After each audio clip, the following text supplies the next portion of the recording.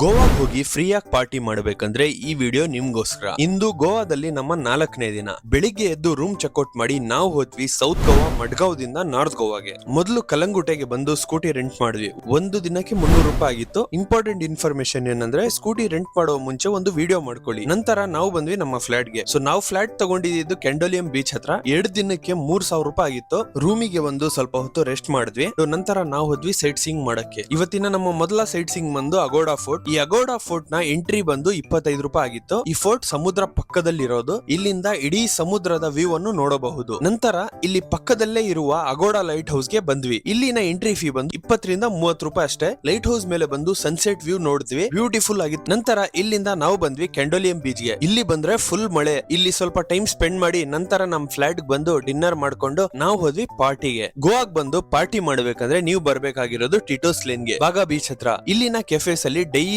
Free ಆಗಿ party ನಡೆಯುತ್ತೆ. ರಾತ್ರಿ 8 ಗಂಟೆಯಿಂದ ರಾತ್ರಿ 11 ಗಂಟೆವರೆಗೂ ನಾವು ಇಲ್ಲೇ ಪಾರ್ಟಿ ಮಾಡಿದ್ವಿ. ನಂತರ ಫುಲ್ ಮಳೆ ಬಂತು. ಸೊ ರಿಟರ್ನ್ ರೂಮ್ ಬಂದ್ವಿ. ನೆಕ್ಸ್ಟ್ ವಿಡಿಯೋದಲ್ಲಿ ಸಿಗ್ತೀನಿ. ಅಲ್ಲಿ ತನಕ ಫಾಲೋ ಮಾಡ್ಕೊಳ್ಳಿ.